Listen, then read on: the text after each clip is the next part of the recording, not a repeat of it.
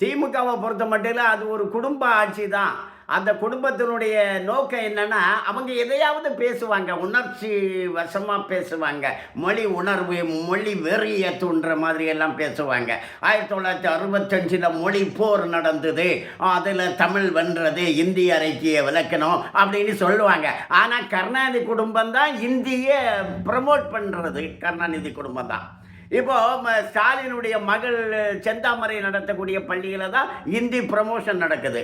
அப்போது கருணாநிதி சொன்னார், என்னுடைய பேரன் தயாநிதி மாறேன் நல்லா இந்தி பேசுவான், அதனால் அவனை அமைச்சராக்கியிருக்கேன் அப்படின்ட்டு கருணாநிதி சொன்னார். இப்போ கனிமொழி இருக்காங்க பாருங்க, அவங்க நல்ல இந்தி பண்டிட்டுன்னு சொல்கிறாங்க. வட இந்தியாவில் இருக்கக்கூடிய இந்திகளாம் தான் நல்லா இந்தி பேசுகிறாங்களே எங்களோடலாம் அப்படின்னு சொல்கிறாங்க.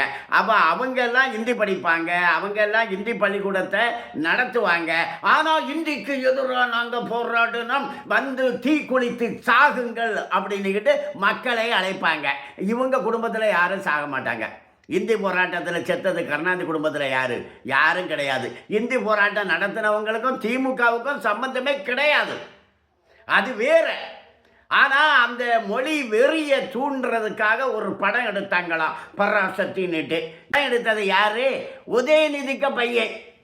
ஆமாம், அவங்க வாரிசு அல்ல. அவங்க சினிமாவில் வந்துட்டா அரசியலுக்கு வந்துடலான்னு நினைக்கிறாங்க.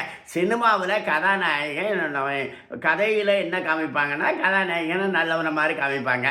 இப்போ என்னென்னா கதாநாயகன் வந்து தண்ணி அடிக்கிறவனாக தான் இருக்கிறான். அப்போ சினிமாவில் ஹீரோ ஆகிட்டா அரசியல்லையே ஹீரோ ஆகிடலாம் அப்படின்னு ஒரு நம்பிக்கையில் அவருக்குடைய உதயநிதிக்கு பையன்தான் அந்த படத்தை வெளியிடுறாராம். எப்படி வெளியிடுறாரு?